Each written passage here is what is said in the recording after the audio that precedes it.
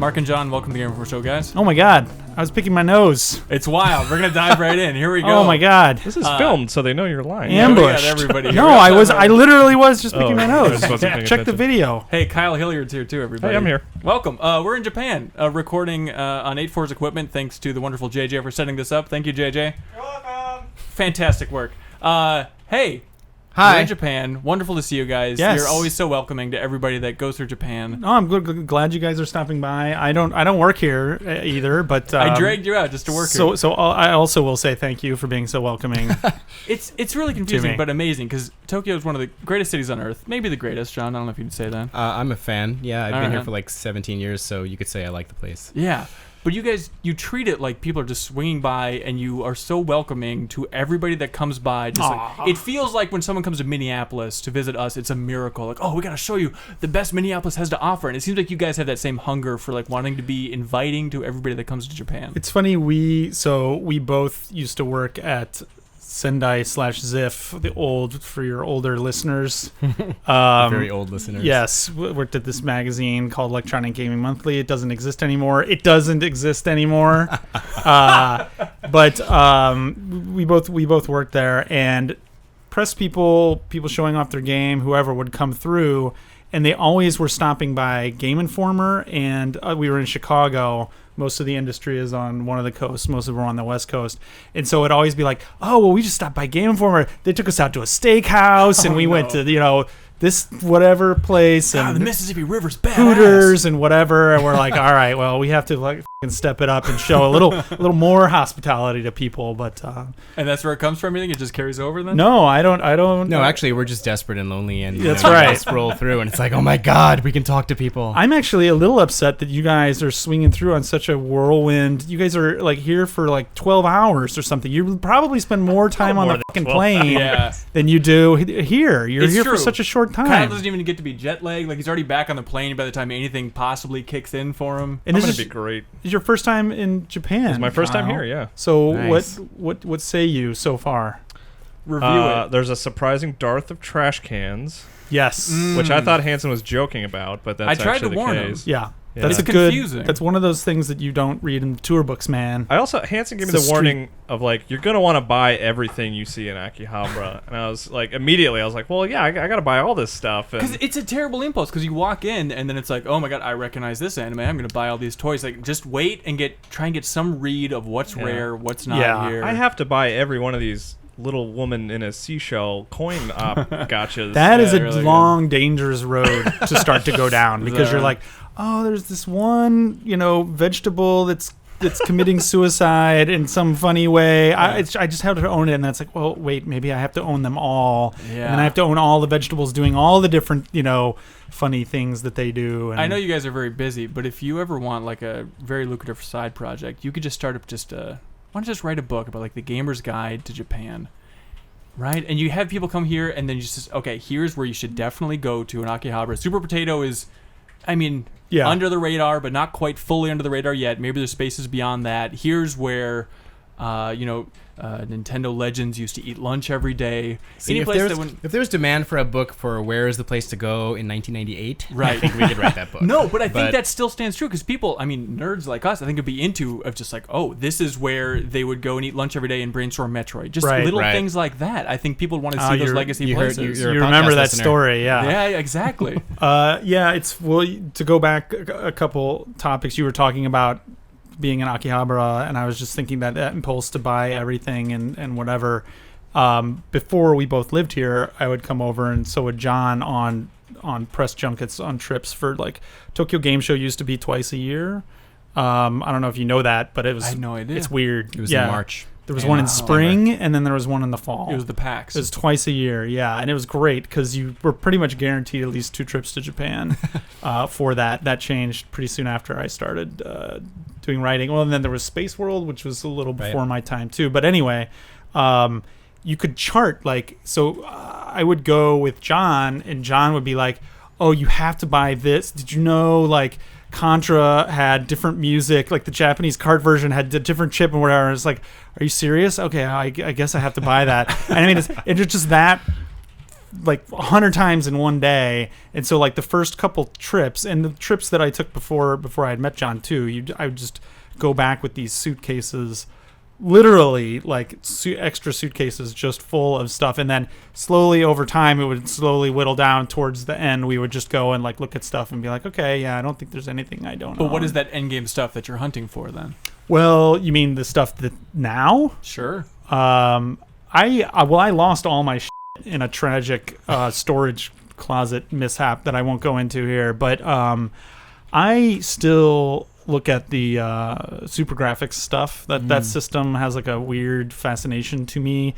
It's very collectible because I think there was like 5 or 6 games total, including one that's kind of not specific for the system but does better for the system, the Gradius, which is really hard to find. And this is just nostalgia on your part? Darius. You just played a lot of it back Darius. But I mean, partially that, partially one of my favorite shooters is for that system. Aldines is a really just honestly great game. That's the only way to play it. But yeah, like that still holds like nostalgia for me. A lot of PC Engine stuff that never came over to America. I don't know what else weird. Back in the day, I remember like when I first came here, there were like a bunch of things. Well, there was probably like 1,000 things that I had to have because what did I know? But like the big ones were like had to get a copy of Rondo of Blood, the Castlevania for PC Engine, like a real one, right? And that was, and then there was like Radiant Silvergun for Saturn, which maybe came out when we were like. Actually, it already started coming here, but that was like one that you had to get because it was like rare and expensive. And like, I mean, there's the standbys like the 64DD, like the stuff that you'll actually see on a shelf here, and you'll be like, oh my god, I could just buy it right now. Yeah. 64DD, the disc system is a huge like people's first Akihabara trip. That's kind of one where you're like, oh, you see the disc system games of Metroid. My first trip here, I actually bought a new disc system. Like it was the very tail end where you could still find them in certain places and like with the packing games and everything. So that was like one of my early treasures. And not the twin, but the actual like the actual Famicom disc system. That connected to the came with like ice hockey and like one other game I forget. But yeah. I love it. I mean, you guys are so busy over here, and you still have time to podcast with 8-4 Play and get together. Even after John left 8-4 to go to Enhanced Games, still and Mark. I'm sorry, Mark. We don't worry. We get mixed up all the. No, we get ourselves still, mixed up. You come back and do the podcast, and so why stay podcasting? What's the thrill of podcasting? I don't know, for man. You guys? I don't know. No, it's the money. Are you kidding me? And the women. I mean, the power, the just absolute celebrity that comes with it. How can I ever give that up? What is it? Why have this setup that takes up half your office? No, I mean it's the reason. I mean it's usually the mics are not out like this, so you know, we actually do close it down and like turn this into something of a meeting table. That's not really true. It usually is. It's just like this. It usually stays like this. Well, between if a meeting comes by, then maybe you'll move this stuff away. Yeah, this is the meeting table then. It fully converts. It's a lot of tables. It does a lot. Okay. Like the people who work here, our furniture wears many hats as well, and so yeah, we do the podcast here. We also have meetings here. We also like do like sometimes we'll eat here. Like it's not a giant office. You can't see the whole other tower, but they're not very large. Dispel the illusion, man. The 8-4 Towers. This is just the parts podcast section that we office. show to the public. Yeah, we can't bring you to the inner. The inner sanctum is a whole different like bunker. Absolutely, monkeys on typewriters working on Undertale. Yeah, it's a whole thing. It's all like your recording equipment wouldn't work in there. It's all very secure and locked down. Nobody could ever break in. Do you think it's just coming from press roots though? You want to constantly have that slight angle just to give your opinion out there? Is just really satisfying for you guys, or what is it? I think that's pretty much it. Okay. Basically, we get to do all the parts of the kind of media stuff we used to do that we actually enjoyed without having to follow any of the rules or be beholden to any of the like requirements involved because or get paid for it. Or get paid for it, which is true. Yeah, we definitely do it for love because it's not like that's why we still do it because it doesn't make sense. I mean, and props especially to 8-4. I mean, I give it my time, but 8-4 also, I mean, sometimes we'll have to do it early and like it cuts into the workday, and then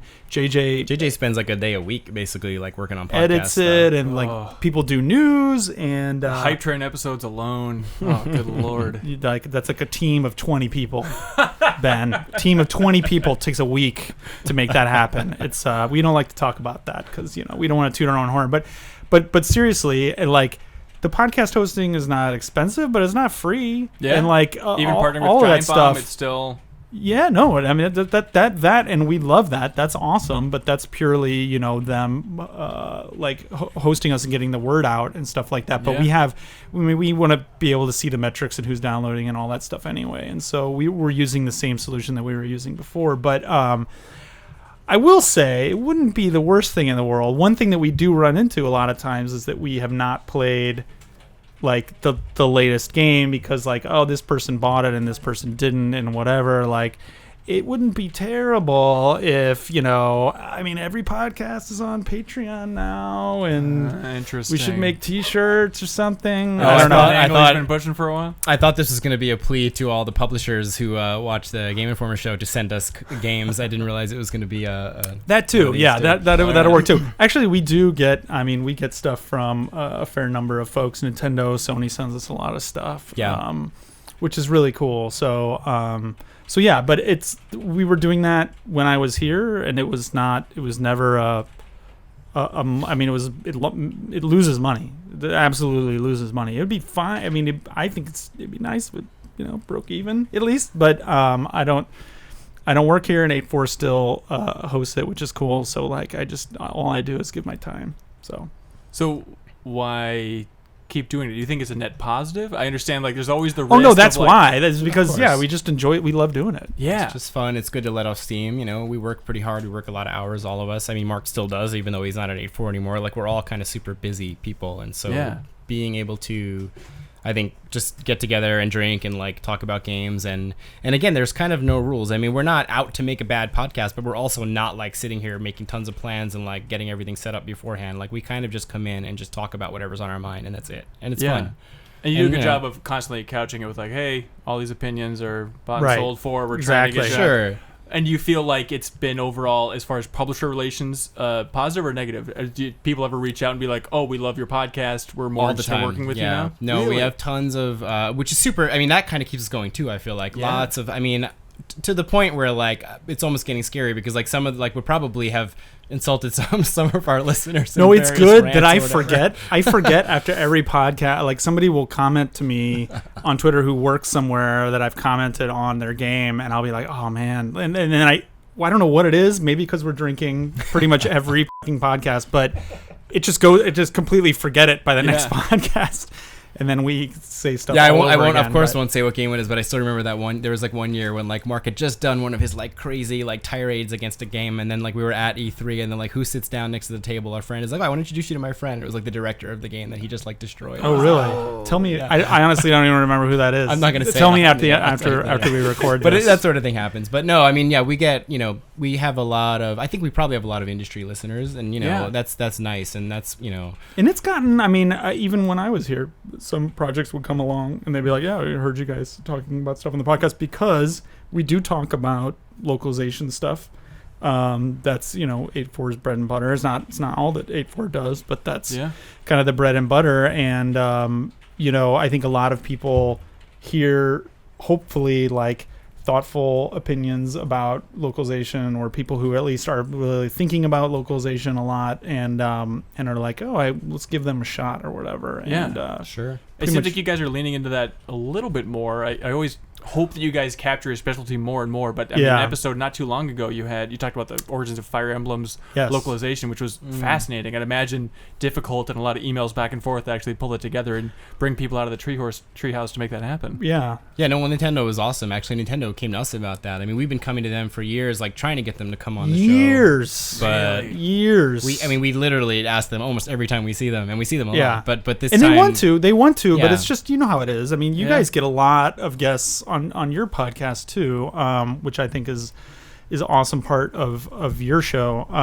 But I mean, every time, and they all wanted to, and they're all really interesting, smart people at the Treehouse, and so it's just a matter of like getting all the timing and stuff to work out. But and it made sense. We worked on the game, and we worked with those guys directly, so you know, it wasn't just like 100% like PR thing or whatever. Like, we actually got to talk about stuff that I think we all found kind of interesting, which is, you know, important. But also, we always felt self-conscious about it. We were always like, oh, this is just us being selfish and talking about this stuff. But who else has that perspective? No other podcast out there. But we got that basic feedback, like constantly, over and over and over. People were like, don't talk about the like please do talk more about the like inside baseball stuff and all the localization stuff and whatever. And so finally, absolutely, because of that feedback, we felt kind of empowered to be like, oh, okay, well, like this game came out, let's do like a deep dive into it. And then that Treehouse opportunity came up, which was really cool. Well, how often does it just come down to the publisher probably wouldn't want us to talk about that? Like, I think there was an episode recently we were talking about Nier Automata. Yeah. And then it was like, oh yeah, Roy over there has been quiet, knows Nier better than anybody on planet Earth. It's like, all right, but let's move on. It's like, wait, what? Like, let's unload every brilliant thought Roy possibly has about Nier. Actually, because I assumed I was gone, I think, when Nier came out. Yeah, I was gone for that like month, and then I came back and I was like, oh, they've talked about to death about Nier. I'm sure they've talked about it or whatever. And they were like, no, we didn't really like dive really deep outside into of like it. you do a good job of laying out like, hey, we're really proud of this one, definitely check it out. Sure, and I love that. Like, I wish more outlets in general and even podcasts like this say like, hey, we're really proud of this one, check it out. And I think you do a good job of conveying that message, but why not go into the nitty-gritty of Nier Automata's localization? Well, to be honest, for me, like, and he's asked me the same question, like, I think for me, so I should backtrack. And just one thing about our podcast is like, our podcast would not exist or be good if it wasn't for him. Like, you need a person who's a good host, and it's not easy. Like, I can't host a podcast. Like, JJ can host a podcast when we're not around and stuff, but like, these guys aren't. Mark. I see a lot of shaking heads over and off camera. I mean, a lot of shaking heads. He's one of the best podcast hosts, I think, in existence. And so, like, to have that, so like, I need somebody like that to pull it out of me, because I'm not somebody who's going to offer up, because I don't know what's interesting to other people about the work we did. We were buried in that game and every game we work on for months at a time, like super down. I mean, Roy literally probably played it like thousands of hours working on it. Let's do it right now, Roy. Roy, come on, get over here. Open. Come on over. Nier deep dive. We're going. Do you have a one-sentence summation of the brilliance of Nier Automata that you can convey? Yogotaro needs help.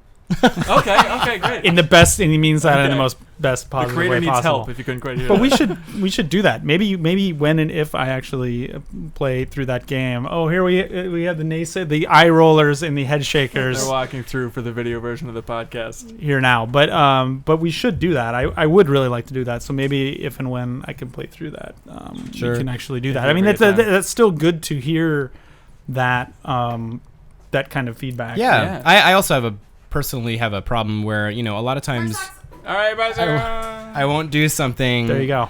If I like can't do it, like feel like I can't do it perfectly, which is a stupid reason not to do something, but because of that, I'm like, so in my mind, it's like, oh, well, we should only do that if we can have Yoko-san on himself or whatever. But that's actually a lot more. I think this work is the than reason that Resident Evil episode hasn't happened for years. That is exactly. You had Tim Turry in town, who's now true for all of Resident Evil and didn't take advantage of it. So you just let's bad timing. You brought that up, so let's talk about it. So we had a RE retrospective. Pretend the R and the E are capitalized very cleverly. And where we started going through Resident Evil games one by one. Yeah. We made it through the first half. This got to be 3, maybe 4 years ago now. I think it was before 6 launched. I think actually it was when 6 launched. Yeah. But you cut it off at what, 4? Is that right? Yeah. And I think we cut it off at 3. I think we cut it off maybe before Code Veronica, or maybe it was after that. But it's been so long, I don't even remember. But and now I'm starting to think like, we need to go back and do it even more properly. But it's become this big thing, like John is talking about, just in my imagination, because now we have like Tim Turry, friend of the show. That's right. And friend of our show, who's like, he could be on it. He was inside it. He could talk about it. Jump at that opportunity. No, we've already talked about it. Okay, he was offering, like, let's let it happen here. We have another friend of the show, like Pete Fabiano, who works at Capcom, who like maybe we could work it out that he could be on it. So it's like he's in the game too. We have to. He's is he Chauncey? No, Chauncey is the name of the cameraman. Oh, I forgot his character's name. He's the first guy that you see in Kitchen. He's the face that you see. Anyway, so now it's like, what are this happened? Yeah, this is always like this every day.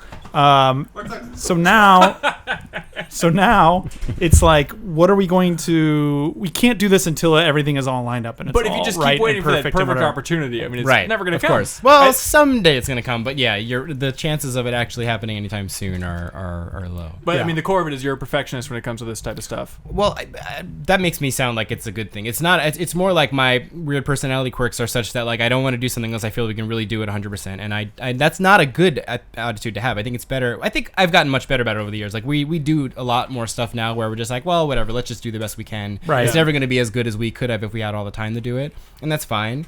But of course, there is like a certain level of quality we want to hit. Like it's just like we come from the media background. We always wanted to do the best at the work we did. Like when we were doing that, we're very competitive, like minded people. I would say both of us, and so it's just one of those things. I mean, I think it goes back to what I was joking kind of earlier when I was talking about like Patreon and like that kind of shit. But one of the things that we do with the podcast, we're like, oh man, if we ever, because we're like getting news last minute and we miss some news sometimes, and we joke about like, oh, none of us have played this game that we really wanted to talk about. But it's like, if we could justify it and be like, you know what, no, this is for the podcast. The podcast is not taking a second seat to my job because it has to, because I get fucking paid for my job, right? Then that could open up. I mean, we've started talking about things recently. It was like, we have a crazy opportunity here. We live in Japan.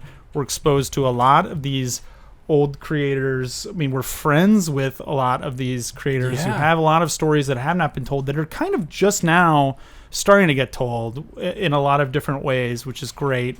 But it's like, maybe if we actually dedicated time towards this, it could be something even better. So I don't want like a developer interview series, that type of thing. That might have been something we talked about. Yeah, I mean, you have no idea. If you look at we have.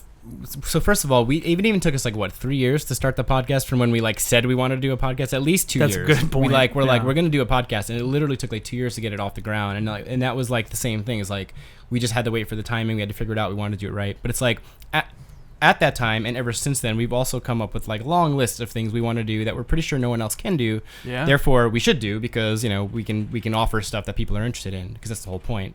But yeah, it's just a matter of time and stuff. So like, I don't want to use the word monetize, whatever, but like if there is some way to sort of like make it slightly more worth our while to be able to spend extra time on it and not take away from the work that we are supposed to be doing. Basically, it's like reading comments are great, but it's detracting from a project. Let me phrase it another way. Just give me an excuse to tell my wife and like just that I'm like, hey, no, listen, this is work now. I'm not. I'm working here. Putting money in the bank. But so, like, honestly, like everything we do, it would only be something if people are interested and if we get feedback that people like it. So, like, I don't like the second half of the Resident Evil podcast. Like, I think it's going to happen. I want to try it out. Be Kickstarter we'll is what see. He's saying. But ultimately, ultimately, like, I want to hear from people, I guess, if it's something that they're interested in and stuff like that. So, well, do you want to talk about just building up those Japanese relationships throughout the years that would make this, potential interview series or whatever, just the connections you have, valuable to the wider community? Because it seems like you guys have been here for how long now in Japan? I've been here like 8 years. And I'm going on 17. Holy cow. I remember you told a story a while ago on the podcast that was just fantastic and kind of encapsulates a lot. We were talking about, like, you're in your young 20s and you're just getting drinks and suddenly somebody introduces somebody across the table. It's like, oh, this is the creator of Contra, by the way. And it's like, what? I don't even know that dude's name, but I have 1,000 questions. That was one of my first, oh my God, Japan is amazing moments. Like, these things happen. And it's happened many times since then, too. But yeah, that happened and that early magic on. is still happening now, do you think? Yeah, I would say so. I mean, the magic has worn off to some degree because a lot of these people we've come to know over the years. But I think the fact that you can still basically be out on the street and bump into somebody super. I was at a place. There's this like place where people go who work in the game industry a lot, and I was there a couple of weeks ago, and like Aonuma walked in, the Zelda producer, and it's like things like that will happen because it's a small country, small city, and especially a small industry. Yeah. So in that sense, yeah, that still happens. But I would say, the magic is not when you're like 20 years old and you meet the guy who made Contra, like your eyes are gonna pop out of your head. Or whatever, yeah, it's also changed like since we started coming here. I mean, in the last 20 years, there used to be just to pull out an example, like at Nintendo, there still are a lot of guys who like none of us don't even know their names, and they've directed like really great famous games. But I think over the last, especially 10 years, you've started to see them come out and get their names known and stuff like that. And I was like, oh yeah, this is the guy who did all those Mario just games. It wasn't just a lot of it's directs, a lot of it's E3 interviews and who they put out. I mean, if you, all of those things. But like, there's much more knowledge now about like, oh yeah, this guy has done this, and this. He directed that stuff. Yeah. Iwata Asks. That's true. Was a huge part so of that. Huge, and I was like, wait, that guy did this? Like, what? Like, this guy there be fucking statues of this guy, like, you know, all over the place. This guy's amazing, and he worked on that game too, and whatever. So Nintendo's always the example I use, but it's not just Nintendo. You know, it's like your Contra guys example. Like, there are still those guys out there, guys and girls, and they've get more and more exposure these days, and there's more and more knowledge out there just because there is in general in the industry, and the language barriers are kind of slowly going down. But there is still a ton of stuff that you only have access to actually being here in Japan and knowing people who know people, which, as you know, I'm sure you know. I mean, you have the Game Informer card that you can play. It's nice, which gets you a lot of interviews. And like I have to say, you have a great show. But I feel like it's not. But I feel like it's not publicized enough. I feel like I just like happen on this stuff, and I'm like, holy shit! Like I can't. They like talk to this guy, and this is a great interview, like a really, really good, like honest interview or whatever. But it's not like front page news. I don't see everybody like tweeting about it. I don't see it on like the front page of NeoGAF. We like to stay underground. Yeah, we don't go for that NeoGAF crowd. No, it's great whenever NeoGAF picks up on it. It's always fantastic. Yeah, right. But I just don't know if enough people. We don't want to be too cool. Yeah, exactly. But are you saying NeoGAF is like the pinnacle of cool? Is like the hippest? Of course it is. That makes my life complete whenever NeoGAF picks up like a cover story feature, because I go on a lot of the cover stories as the video editor and stuff. And whenever they pick up, your videos are fucking awesome too. I mean, you know I'm a fan of your video work. Yeah, but no, I mean a lot of nice comments are great, but it doesn't mean something until I think NeoGAF and the recognition, like why that is true. That is true. Unironically, I still measure NeoGAF as like people. A lot of people, I'll see a lot of people dog NeoGAF or whatever, and I'm like, and they're like, oh, that's just NeoGAF. It's like, no, that's actually pretty much the core of what like. I agree. For like the core representation is ground zero. I agree 100%. Like there is actually no. I don't even think of like a NeoGAF as like, oh, this is like NeoGAF's opinion about something or whatever. Yeah. It's just that's the industry. I mean, it's the industry and its fans mixed into it too. Yeah. But like this is what the. By and large, with very few exceptions, like this is what kind of the like hardcore tastemakers are thinking of whatever it is that they're talking about. So when I'm joking about though is like I don't think of that as cool as the same thing as like I do think NeoGAF is cool. Please don't like dox me, NeoGAF. I guess that's what I'm saying actually. No, just to return to some ass kissing, bro. Like, Kyle, this involves you a little bit too. But when in January we were at the Switch event and we filmed some interviews with Miyamoto. We did like a rapid fire thing, and I tweeted at you, John, saying like, seriously, I wanted your approval. I hope you would enjoy this. No, it was awesome. Yeah, and you made a joke where you're just like, oh yeah, I'm sure that's running through your mind. I swear to God, that's all I was thinking of. It's connected to like the NeoGAF approval. It's like, God, I hope John and like the old school fans of Japan are okay with these questions. Was that the one where you did the where was Aonuma and Miyamoto sitting down? Yeah, with the 2D Metroid joke. That's right, which came home to roost. That cup joke with 2D Metroid, that was all Hanson. Oh, thanks. I was very proud. That of was awesome. I wanted to retire and just do the George Costanza. Like, I'm out. Yeah, you pulled off the cup joke with Miyamoto, 2D Metroid. I'm good. All you have to do. The thing is, I mean, there's a very limited number of things like. You know, Mother 3, next Zelda game. Like, there's these bunch of topics. All you have to do is hit them all, and one of them is going to pay off. I mean, they're all going to pay off sooner or later. It might just be years. That's why, like, these people always get me to make predictions, and they're like, you know, their predictions are like, Nintendo has a new Mario game in the works, and then it's like 5 years later, some new Mario. I told you, I told you. It's like, like really.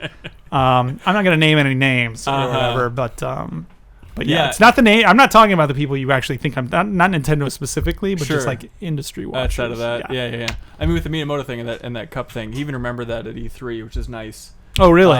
Yeah, like we interviewed him again, and I think we're asking him about like Virtual Console on Switch or something. Yes. And he's like, "Oh, why don't you get your cups out? Maybe I'll tell you." Oh, nice. I was like, the fact that he remembered that and had a good time with that, like that is enough. Hey, for so me, what's man. going on with the Virtual Console on the Switch? I mean, I don't know a good anything more question. than you guys Come do. on. I figured you guys Nobody's have to be in the listening. know. Come on. The print media is supposed to be where all the last. Yeah, resource this for isn't all coming out until information. August. You can tell us. Well, true. so I thought, I like- guess Miyamoto needs us to play a cup game with him, and then he'll set it up because I'm guessing he's the one that presses the switch, right? Yeah. You're only a Literally. 2-3 hour train ride away, so you guys Yeah. can make this happen. Do you guys? Get us some cups. Is it as satisfying as we think it is to be in the heart of Tokyo, to be connected to all these Japanese legends? Has the fanboyism just stayed strong with you guys throughout all the years? I think so. I'm just gonna say yes. Yeah. I don't know. I mean, we still live here. Yeah, There's I a don't. reason. There is a point where it doesn't feel like fanboyism anymore because we've really become friends with some of these people. Yeah. Some of these good friends. I mean, some of them are like people we hang out with on the regular now and stuff. And so, but I actually felt that way back in our media days too. I think one of the reasons we at EGM at the time got along with a lot of game companies is because we didn't treat them like legendary, golden whatever gods. We just were like, hey, let's hang out and talk and get to know each other, sort of thing. And like that's our approach out here too. But that said, Yeah, I never brought stuff in to have people sign it. Or I hate anything that. Like that. Yeah. Did you guys do that? No. Well, you made an I would- exception recently. I would, if I was going to do a giveaway or something like that, I would absolutely Recently, do we made that. an exception for Akihiro Hino, and I'm sure I butchered his The level first 5 name guy, from level yeah. 5. Yeah, because like our entire community with Game Informer is centered around the game Overblood, the PlayStation 1 survival horror, just garbage game. Yeah. And Hino was a programmer on 1, and he directed 2. What? Whoa, I didn't know that. Yep. So we How did talked to him you- about that. what? and had him sign a copy of it so we can auction Oh off for my Extra God. Life this year. That's cool. That's cool. amazing. Yeah, and I think his exact quote was, "Who would ever pay money for this old crappy game? Like, what the hell?" No, see that's not what I'm talking about though. That's a different Yeah. thing if you're doing it for those reasons. But I do think like as press, you want to meet those people on like equal. Hey, I'm a professional. Even though it makes sense that you'd be a fan of their games. But anyway, Well, do you feel like it takes that Western edge to come out to kind of bring up that enthusiasm? Are there Japanese podcasts over here that you guys listen to where they are trying to go for the same vibe of just trying to tap into the brilliance over here for development? I actually have tried at different times looking for Japanese language game industry podcasts, and I've mostly been disappointed. Like Kojima used to do That's right. an interesting one that was interesting, talking about, in his YouTube you can kind of see it too, the things that he's interested in, and you got Right. insight into him and Koji Pro. And you think Ryan Payton got that ball rolling? Well, even and now? before that, yeah, and then there was the English language one that Yeah. a friend of the show, Ryan Payton, did, which was also excellent. But there was also a really good Monster Hunter podcast that came out regularly, and they would talk to like lots of different interesting people and celebrities and lots of different topics and stuff like that. But just for general gaming podcasts, I've actually been pretty disappointed. There's like some retro ones that I would find and listen to, but they either don't last long or they're total hobbyists, which is fine. But it's like I'm looking for a few like big definitive like ones that go deep with different creators and stuff like that, and I don't feel like, and it could just be total ignorance, and podcast community could have changed in the last 6 months, but there was like Famitsu Wave there for a little while, but there was nobody that was like, oh man, like finally we have a gold standard. There's so much to talk about. Yeah, I don't why do you think think in that the is industry, then? but Well, I don't think. So first of all, just to back up, I'm not much of a podcast person at all. I don't really listen to them that often, so I don't know what's really good or not in Japan. I have listened to a few, but they were like fan run. But like the media in Japan is a little bit more. It's just different from the West. It's not a critique, but it's like it's a little more controlled. The information that gets out is kind of controlled by the publisher, so you're not going to find like stuff with deep critical thinking. About like whether a game is good or not, at least on from like a Japanese media. So I think what you have to find is, like Mark was saying, like stuff that's either done by a developer where they're talking about their experiences, or just like people who actually aren't in the industry but just know their and that's just hard to find, I feel like. But I would hope that like some ex media guys who have all the contacts and whatever, that would have people that would come on that would trust them to do it, would sound like something would come out of there. It's but just not that common here though, because of Nah, how it's true, you yeah. you don't want to like burn those bridges and everything else. it's so. a weird thing, like the with some exceptions, like there's not how do I put this, like with movies, like thumbs up, thumbs down, Siskel and Ebert thing, and with like restaurants, and there are things like Yelp and things that have come along recently where people are rating restaurants and stuff, but there's not a lot of like big media outlets that are true objective reviewing things, like in any industry, but like in the game industry, especially recently, there's not really like, there's no Japanese reviews. Like let's go back to NeoGAF. Sure. NeoGAF very rarely will post like, here's the new Famitsu scores or whatever, right? Because it's kind of an acknowledgement that they don't necessarily mean much. This is 39 out of 40 for everything. I mean, like Final Fantasy 12 got like a 40 out of 40, and I was like, this is gonna be the best Final Fantasy ever. And then I dove in and was like, they rate kind of high, yeah. Like is the general thing. Whereas it used to be, if Famitsu gave something a 10, that it was actually like news, and then it really used to be. Like, if you look back at Famitsu's old reviews from like the late 80s, and 5s and stuff. Yeah, there's like really great classic games that their scale, they really were using the whole scale. It was really rough. I think with the maturing of the industry here, though, like they and most other outlets have figured out, and this isn't a bad thing. It's just maybe a cultural thing, but it's a thing. It's like it doesn't really pay to be super harsh on games in the media, because a lot of the people who buy these magazines are enthusiasts to begin with, and so they just want to get excited about the things they're reading about. You know what I mean? So I used to, a while ago, I used to be like, oh man, Famitsu, sell out. What are they doing? Blah blah blah. But now I kind of get it, and it doesn't bother me that much anymore. Do they still feel like a black box to you? Do you know people who work at Famitsu? It's just this nebulous concept for us, but. Oh well, we know people there very well, yeah, because they cover our games when we like publish stuff in Japan and stuff. Famitsu is still like a big weekly video game magazine which covers like tons of stuff. It's still like a great source of information and stuff like that. My like kind of broader topic was like not even just games, but just Japan in general, like the critical review. I don't know what to call it, like critical review culture or something like that is not the same here as it is elsewhere. It's more like kind of what John said. Instead of a magazine or a website, which is like, we're going to rate all of the, the restaurants in Shibuya or something. It'll be a magazine that's like, these are the best restaurants in Shibuya. And like, some of them might have just paid their way to get in there, and it's always kind of nebulous and it's unclear or whatever. But there's not this big expectation of like, impartial, objective, like, review review sites or whatever. Like you don't have TV shows with like cooking TV shows or something where people try restaurants and are like, nah, I don't like it, wasn't very good or whatever. Everything tastes amazing. Yeah. On Japanese Does TV. it just come from wanting to be courteous and nice, and that's just embedded in the culture? I wouldn't even presume enough to know about. I'm kind of the same boat. Yeah? Like I think where it would come from. In the past, I might have said yes, but now that I've been here long enough, I kind of feel like I don't actually know for sure why exactly it's that way, but it certainly is that way. Like the relationship between the media and what they cover here is totally different from the government on down, and that's definitely true with the game industry. I mean, this is well known all over the place, but you guys have probably had to deal with this too. It's like, they expect the questions beforehand. Sometimes they'll expect to see the article before it goes to print, and like they want to make suggestions or whatever. And usually they understand now, especially that the Western press doesn't work that way, but it does work that way here.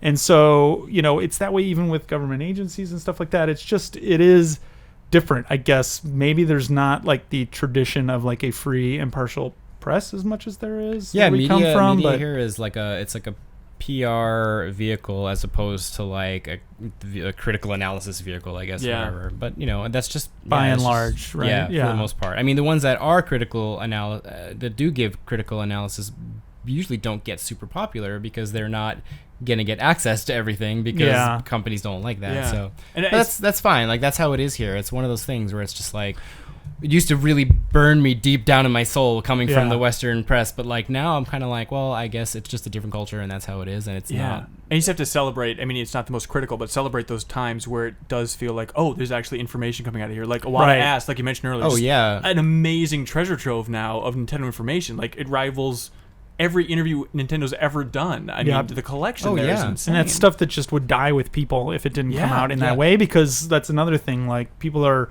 really reticent, even after they leave a company, to talk about things here because there's not that accepted standard too, whereas like in America, like people have left a company, people bounce around different companies a lot more, people change jobs more, and people are much more free of talking about what was right and wrong with their old companies, and people at the old companies are much more understanding of like, well, that guy left, he can say whatever he wants now, but that really doesn't happen here. Yeah, the industry, like, make no mistake, the industry here would be way worse off if like Famitsu didn't exist. Like, the good by far outweighs the bad. I mean, there are like without Famitsu, they're like the core, I feel like, of the Japanese game industry. They're like all the information kind of comes and goes from there, and like they know everybody. They're the Game Informer of the Japanese That's industry. a very perfect. That's very sweet. I would say, yeah. Enough said. I'm actually curious though, just to turn around real quick on you guys. Like, what about the YouTuber? Let me just give you the YouTuber question. Yeah, the classic YouTuber question. How do you deal with? It's fascinating. Just the rise of YouTube in general. You mean? Well, just how you guys cover games. You have to like constantly be growing and adapting. And over the last 5-6 years, especially, the rise of the YouTuber and YouTuber reviews and YouTuber the rules they have and don't have about what they do and don't do. Like, how do you stay relevant? What do you like take? What do you leave behind? I think it's tricky even for Game Informer to shift to the online space. We're maybe a little bit later to the game than most, in like a big fully featured way. And so then right when we caught up to speed with that, then it's like, oh, by the way, it's the rise of YouTube. So it gets tough, and it becomes that balance of, well, what do we hire for, right? And I'm not a part of this in general outside of the video department, which is very small. But like, what do we hire for? We want good writers for the magazine. Are they going to be good on podcasts and video? We'll see. It's just kind of a crapshoot, but we have not yet reached that point yet where it's like, let's hire specific personalities that'll be great on video and come through. Right. Because when do you make that full transition? Because it's like, well, print's still a priority. Right. Right. So it's tricky. Yeah, it's one of those things. I mean, I was hired. Like, part of the reason I think I got the job was because I did have video editing experience. Yeah, you made an Invisimals YouTube review. Yeah, for Games Radar. Yeah, like I know my way Nice. around Final Cut, and I think that helped me get in the door. But Right. since it's only in the last like 2 years that I've actually gotten back into the editing room to edit like small things here and That's there. true. I mean, for us, it's just a matter of experimentation and seeing what sticks to the wall. What do you And guys then find is popular? Give me like just in the last year. exclusive God. gameplay footage. If For you real? have new Absolutely, gameplay yeah. footage, new exclusive gameplay footage, if you can work that in any way into the Oh, headline, okay. and it's true on YouTube, I mean, it'll just skyrocket. I mean, there's just weird anomalies where we did a Hellblade cover story recently, and that Hellblade gameplay is one of the biggest of the year for 2017 so far for us on YouTube. Where it's like, man, like I'm interested in that game. I never thought that so many people would gravitate towards that. Remind me what game Hellblade is. Oh, it's Ninja Theory's game that they're publishing on their own. Oh, okay, yes, It yes. feels like a Kickstarter, but it's not a Kickstarter from like 3 years ago. Is that the They've sort of been Heavenly cranking Sword, away. like spiritual successor? Yeah, there's some debate within the team about whether or not to call it a spiritual successor because it's really not like Heavenly Sword, but they're like, oh, kind of the independent spirit. It reminds us of Heavenly Sword, so they say Okay, that. I mean that makes sense that there would be a shitload of people excited about that. But interesting. But outside of that, it's really unpredictable. It's whatever gets caught up in the YouTube. I just look at a lot of YouTube stats, so it's kind of the YouTube algorithm. Trade wins. Like whatever is current at that moment. Really?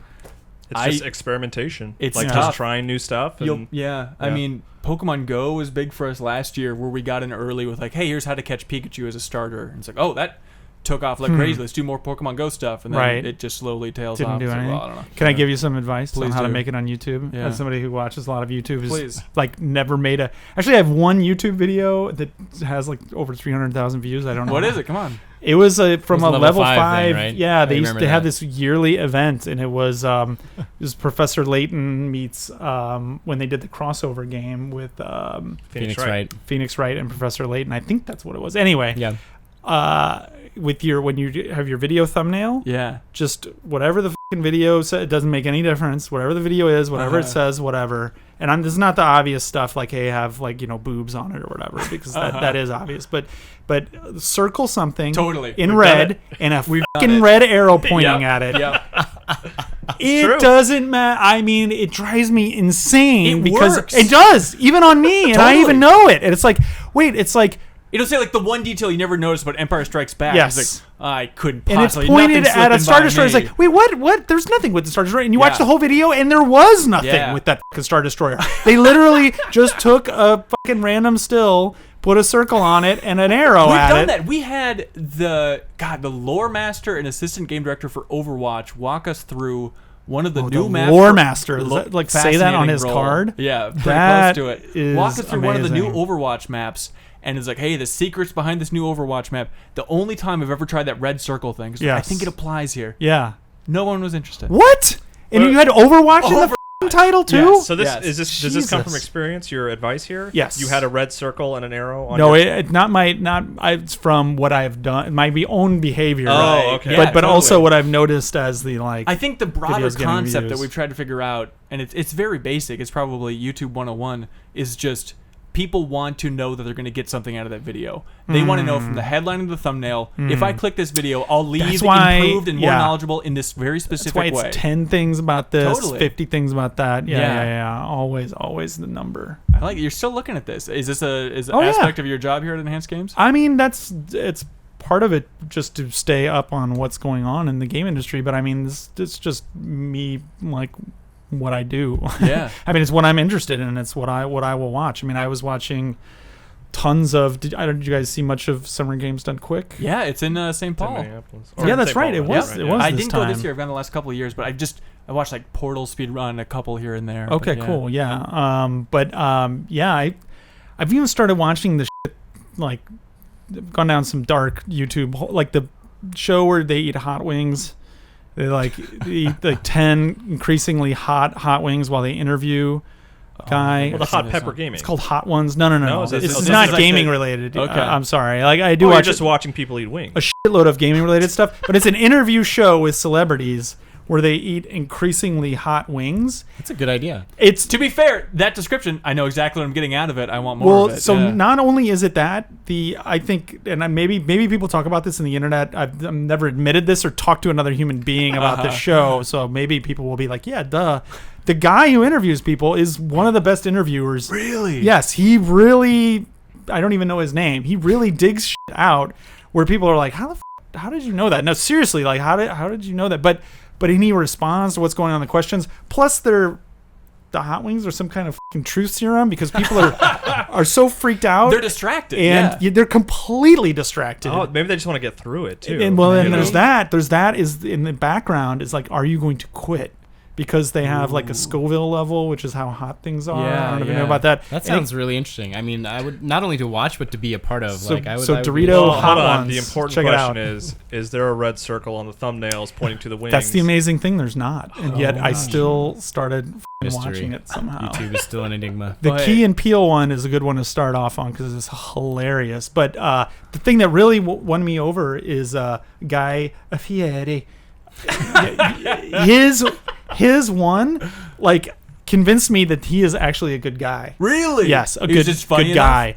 No, I mean, completely like down to earth. Completely knows how he's seen, what he is, and just really apparently doesn't give a shit. It's just like living his life and being himself and like watch it. And if All you right, don't all come right. away with like begrudging respect for Guy Fieri, like I will be surprised. I will And it not eat changed the way you pronounce 10 his hot last name. wings. Yeah, Exactly. yeah, No. We've already talked too long about the hot wing get things, back but to your guys' specialty. I mean, since you left the press in general, what would you say is like your proudest accomplishment? What is the most exciting period there? Well, I mean, that's easy for me because I think it would be just getting this crazy company up and running and Yeah. actually still going after. We're almost 12 years old now, and Congratulations, man.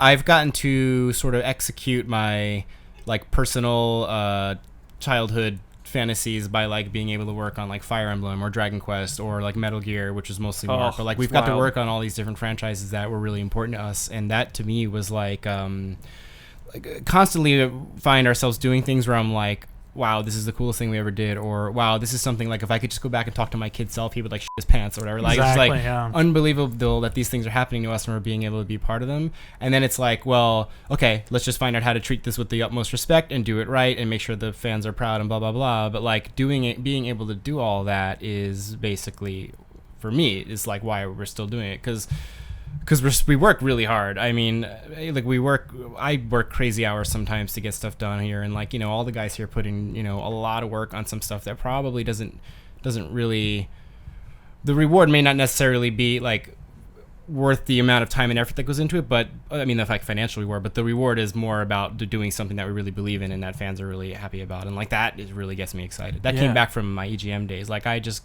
got off on like fans writing letters to us and like appreciating our reviews and stuff like that. Like I love that. I love being able to interact with other people who like me just love games and like get something out of that, you know. That's really cool. When you land a project like that, is that the satisfying moment when you get that email or that conversation of, hey, you're locked, you're going to be doing this, or is it when it actually ships? That's a satisfying moment, but the far more satisfying moment is like finishing it and feeling proud of it, because you know, game development is a crazy web of things that a lot of people don't ever see, and sometimes there's crazy schedules and weird budgets and weird restrictions, and there's just that weird savant guy who's really hard to work with or whatever, and you know, like a lot of stuff comes together that a lot of stuff comes up that makes it difficult to work on these games, and so it's when it gets done and you can look back on it and feel proud of it that you're like, that's when you go out and have drinks and celebrate, you know, not so much when you get the project. Right, when it lands you can actually read comments about Nier Automata and be like, oh, people are actually digging this. I mean, this guy right here is like responsible for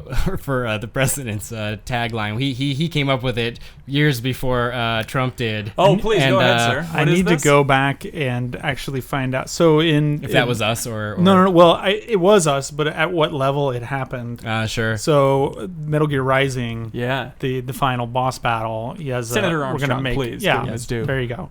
We're gonna make America great again. So I literally word for word he says it. Yeah. In localization, you can see, because there's usually like columns in an Excel or whatever. Like, okay, here's what the translation was. Here's what the edit was. Here's what the second edit. Here's what the pass was. So I need to see at what phase, like exactly where it appeared, to know exactly who to give credit to, because I don't know if it was me. We probably have that. We got to go back and Brian find Gray. Yeah, I've been meaning to do that actually, but what was that project like in general for you? Was it exciting? It was amazing. Metal Gear? It was fun as hell. Yeah, because it was like a Metal Gear ass Metal Gear. You know, it was like, you know what? Let's not even pretend like we're gonna just. The best kind of Metal Gear is you have the entire world. It's canonical, out. Yeah. but fuck it, no one cares. I mean, it was.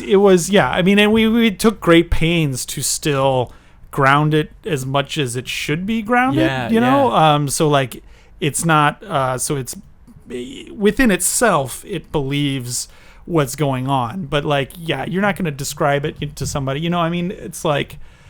You know, like I think like great action movies, like a Die Hard or a Predator or a Commando. Well, I don't know if I'd include Commando, but like Aliens or whatever. Sure, yeah. Like they need that. They're going to be a fun roller coaster ride and a little bit over the top, but they have to have their own internal logic, or it's just like silly, or if it's like winking at itself all the time, it's just annoying and whatever. But that was definitely like. Getting to write, like building off of what John was saying, like all these people that you've heard about or read about or grew up with their games. Yeah. Pretty much anybody at Nintendo, but like Kojima, Igarashi, Inafune, Mizuguchi. I mean, these people who now, we're able to talk with, work with, go out with, sometimes, you know, become friends with, and whatever. That it's a crazy honor, and that I couldn't pick just like one project, but like all of those games. I mean, like writing dialogue for Metal Gear just like crazy. was really nuts, and having the Japanese team go back and like change their Japanese to match what. Really? And they really trusted us. I mean, they really trusted us. It was a very much a back and forth partnership. Well, how'd you have to walk that line of, because you know fans are tearing that game apart for any lore details. Like there's the weird thing of like, okay, Raiden's family's living in New Zealand now. Right, yeah. There's, God help me out, there's like the DLC item that implies that Solid Snake's dead at this point. Like just dealing with those larger lore issues. Did you have clear guidelines of don't touch on this, do touch on this? Well, there was a lot of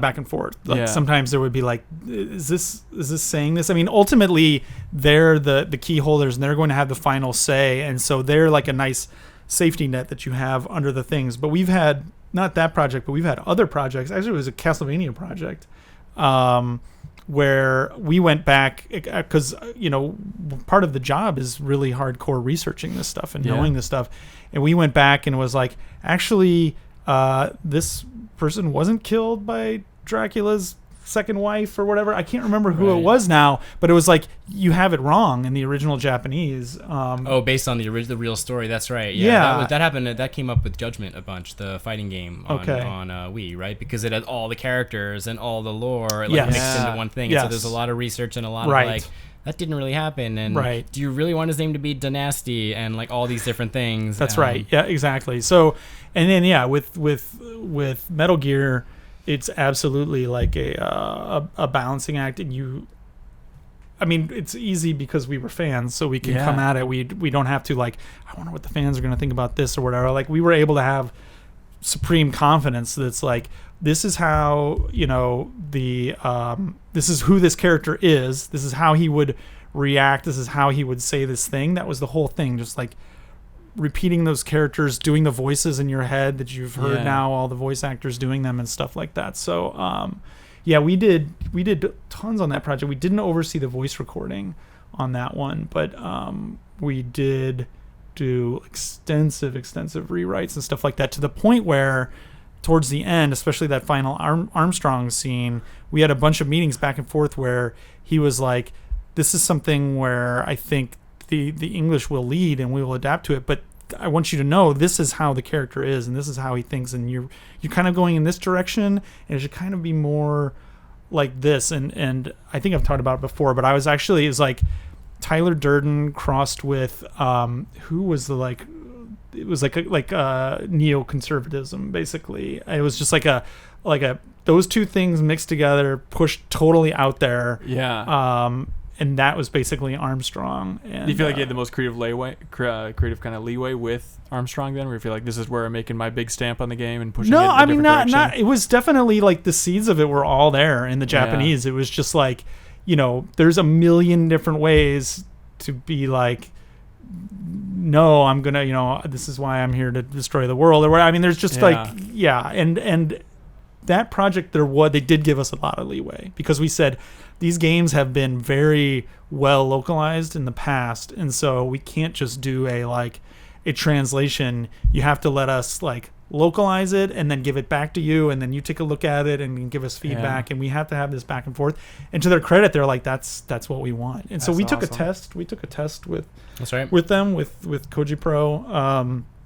But they really liked what we did, and what we did in our test was like, here are your bones, but like, we got to make a Metal Gear, so here's what we're going to do with it. Throw more talk about genes and. There's a Doom joke. I remember in Metal Gear Rising. I'm actually playing through it again with a friend back. Oh my god! Wow! So it's all very fresh in my mind. Yes. I have a hyper specific question about Metal Gear Rising. Let's see if I can remember. All right. So Senator Armstrong at the end of the game. Yes. There's a line where he says, "I'm going to blow you away," and in my mind, I thought, God, is this a Sunset Riders reference? There's a Sunset Riders boss from Konami where he screams, "I'm gonna blow you away," and I thought, God, this would be the deepest cut from Mark. I don't know if you're a Sunset Riders fan. There are some crazy deep cuts in that game, to the point where I don't even remember them, and I would have to look back, because I would put notes if I made a reference. Oh, really? Oh, yeah. Legally, or what is that? Well, yeah, I mean, that's because the team is going to be looking it over, and so there's nothing that I don't want to like sneak something in, and they're like, later they see the internet freak out, and they're like, what you never even told us this was in there. So there's a lot of deep cuts in there. I mean, all the comments at the end when he looks on the internet, all those are like, actually the formatting was from NeoGAF. I don't know if they ended up using it or whatever, but we took the like poster history and whatever. I just looked at NeoGAF, and it was exactly that. our IRC nicknames. That's right. The names are all people who worked on the game, or there's all those comments. Like our original IRC nicknames where we first met each other are among the commenters. That's amazing. But things like so I not to crush your dreams. No. If it is, it wasn't from me. Okay. If it was, it wasn't from me. It could have been, but it would have been from somebody else. Sure. But things like the Doom thing, I think every once in a while, the classic Doom joke, you'd get one where it was like, if you got something and they're like, oh, here's an acronym that spells out like, ass or something, and no one acknowledges the fact that the acronym is like ASS. It's like, okay, we had to at least acknowledge this and move on. And I feel like it was even a throwback, just to get really fucking nerdy here. It's a throwback to like Metal Gear Solid 2, Where I think Raiden to a certain point is like, did you say nerd? When Campbell mentions a node, and it's just like the most clumsy shit. I was like, yeah, sure, let's go with it. There's tons of references and in jokes and stuff that I don't even know if everybody has found all of them. Yeah. So I mean, there's some obvious ones that everybody, including the reviewers, like hit upon, but there's like the Ninja Turtles. the one of them, Ninja. and like there's a lot of deep cuts in there. But yeah. So what about nowadays? What are you guys working on that you're really proud of? Undertale, right? That's a huge announcement for you guys. Yeah, we're working on that now. As of the time we're recording this, we're wrapping up development on that, which is cool because we're developing it and how does publishing that work? it. Is it first time developing a game technically? First time doing the full development. We've certainly helped out on certain aspects of projects before, but this time we're doing everything. Like we did the ports from the ground up on PS4 and Vita. Does that require just hiring more people that are familiar with programming then? We have one of our first employees was a super programmer, and so he doesn't work for us anymore, but he's working with us on this project. Oh, cool. He can do anything, and so he's doing this project together with us. It's turning out really well. We're almost done with that now.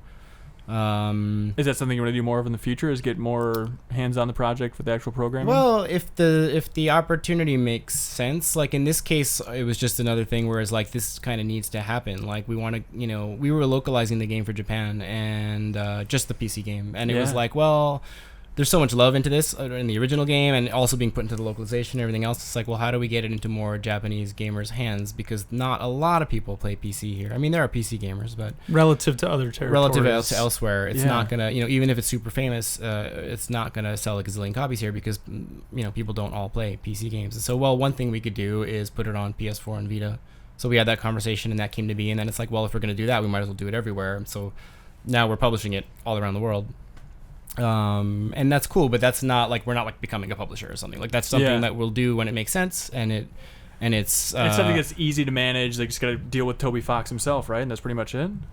I can't tell if you're being sarcastic when you said easy to manage. Toby's awesome, but being easy to manage a project. Show where it started. Oh yeah, no, but I mean when you're dealing with 3 different territories and 2 different platforms, plus a PC port, plus a Japanese localization, plus a whole lot of other shit, it's I definitely aged like 4 years in the last like 6 months, but a lot of people are hard at work on it, and again, Toby's awesome. He's doing a ton of extra stuff on it to like make it feasible because it would have been impossible otherwise.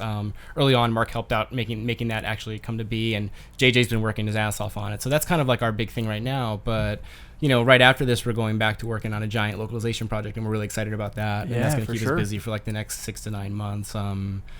And we finished Nier earlier in the year. We finished Fire Emblem, so we're kind of in between stuff right now. Like it'll probably be quiet for a little while, and then you'll start seeing games pop up that we worked on again. We'll have another mysterious project, Project Blank, on the podcast. Exactly. Yeah, we have to come up with a new. We need more letters. We're running out of letters. You got to run through them all. But there's the podcast too. We want to. We've been talking recently about like what we're going to do to make the podcast better or more interesting. So maybe look forward to something there. That involves more trying structure. to be vague because we don't actually know entirely ourselves, but we definitely both are like kind of like, okay, how do we take this? There's a lot of stuff. We have a lot of ideas. There's a lot of just to sum up all that stuff that we talked about, probably too much already. We have a lot of ideas. We think we have a lot of opportunities being here in Japan that we want to actually take advantage of. We've thought about stuff for a long time. Now we're like, okay, what would it take for us to actually do that stuff? So hopefully we'll figure that out maybe sometime this year. Yeah. And then there's also, Res Infinite. For sure. Mark, that's right. Yes. So as you listen to this, if not, I'm going to have you hold this until August 8th. Hopefully it has come out. 8 being the little infinity symbol. Oh, of course. We decided to not really talk about it. So if all went well, it was a surprise announcement on the 8th, only because we did launch Res Infinite on the PSVR last year.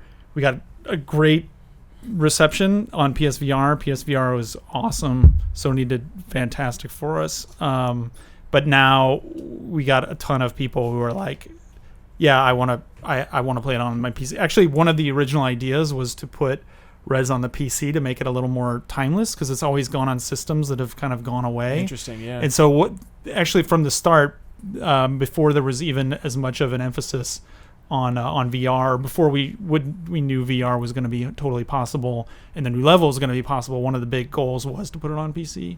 So that's now happened. Hopefully it's a good port. We're probably patching it. I'm just going to apologize right now because any PC game that comes out is like a nightmare with the amount of systems and stuff like that out there. But like we're testing it right now, and I've noticed things. I played Area X especially like a few hundred times, probably watched people play it over 1,000 times, and I was able to see things now because the resolution is higher and we're able to do things higher textures and that's awesome. and the frame rate is great on the PSVR version, but we're able to even have it be like the natural full frame rate. It's got to be awesome just to dive into something you loved, like, you know, I enjoyed that game. Now you could not be deeper in the world of Rez, and that is just your entire universe as your starting point.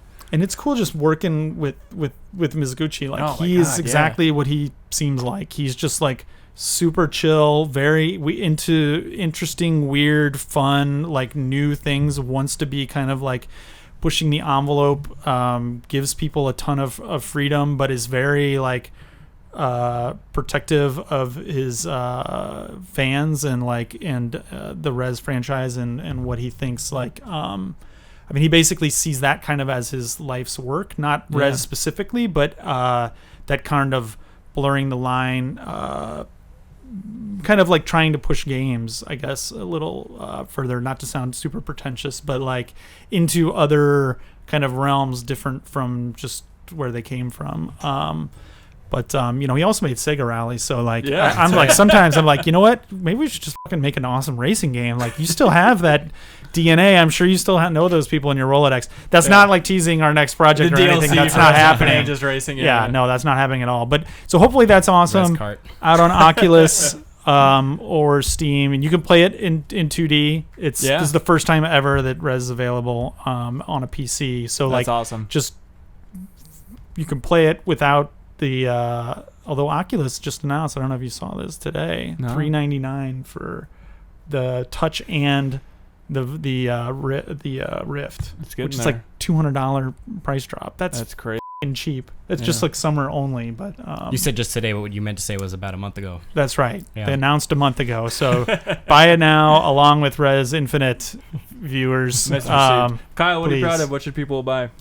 What should people buy that I've worked on? Yeah, please. The latest issue of Game Informer magazine. Hey, cool! Check out that Pokemon feature. Big old Pokemon feature. Not Check this cover, but and not that this one's great too. This that general idea, but we got it. Cool. Hey, I have taken way too much of your time and equipment and general not at all. Environment. Thank you guys. So thank you so much. Thank you seriously for coming by. Next time, stay longer. Get some extra time, please. We'll certainly try. Thank you so much for watching this excerpt from the Game Informer Show podcast. You can subscribe to the audio version and listen to new episodes airing every Thursday. We cover big games on the horizon, games that we've just reviewed. We have long-form developer interviews, a lot of fun stuff. So check it out every Thursday.